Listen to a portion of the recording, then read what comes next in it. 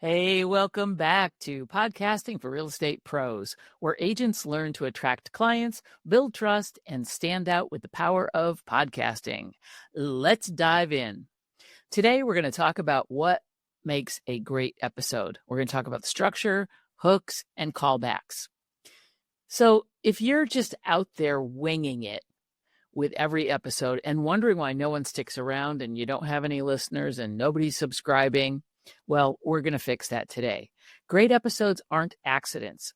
They're structured to hook your listeners, connect with them, and keep them coming back.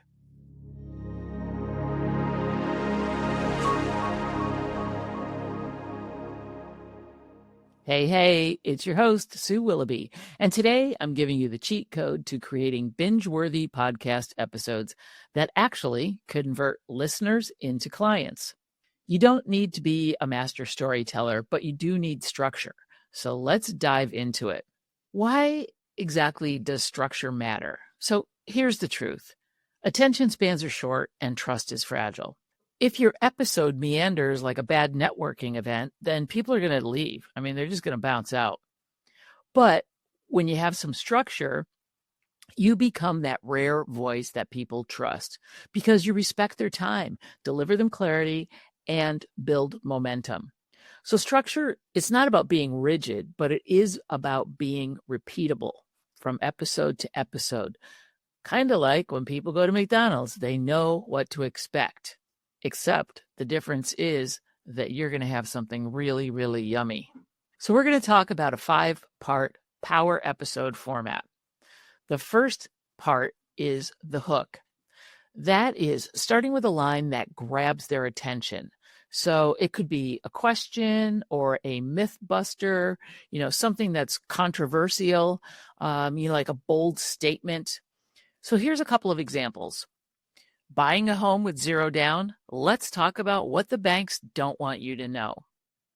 Or, most agents avoid this one question because it reveals too much truth.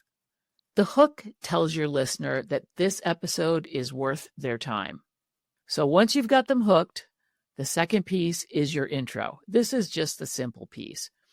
So you're going to remind them who you are, who the show is for, and what they're about to learn. Short, sweet, and clear.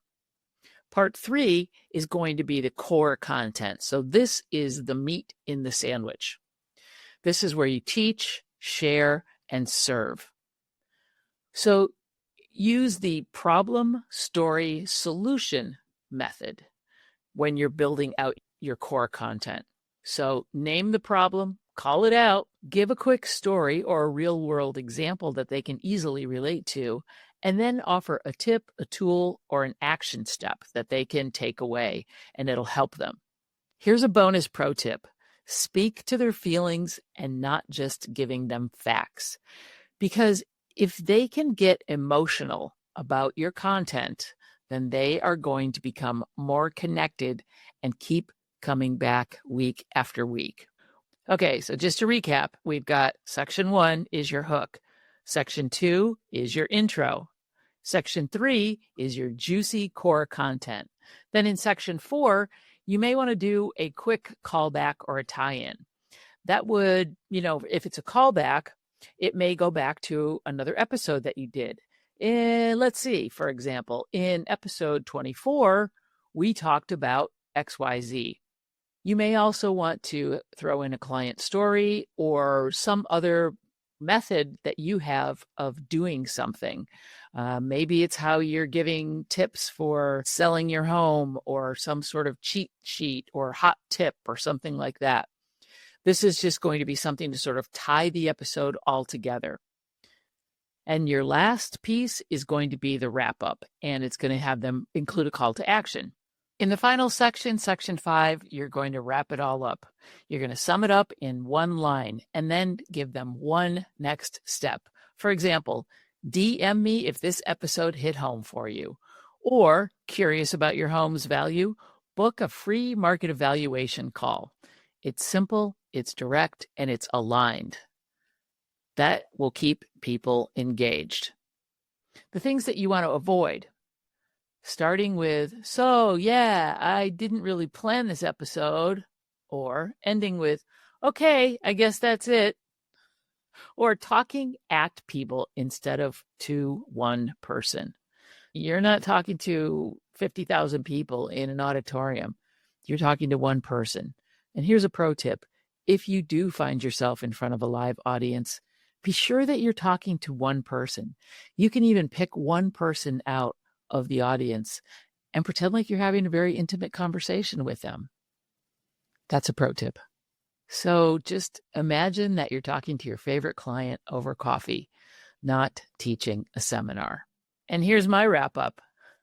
Great episodes feel effortless, but they're actually engineered with love, purpose, and clarity. You don't need to be perfect. You just need to connect. What's up next? The polish. Your intro and outro, the first and last thing your audience hears. So let's make it sound like you, not some cheesy commercial. Until then, hook 'em fast, help them grow, and always call them forward. Until next week, this is Sue Willoughby with another episode of Podcasting for Real Estate Pros.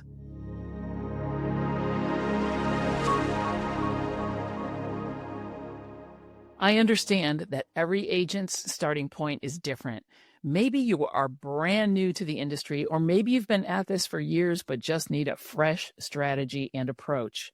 Either way, I'd love to hear where you currently are and where you'd like to go. So click the link in the show notes and grab a spot on my calendar and we can chat about it. I'll point you towards your next best step.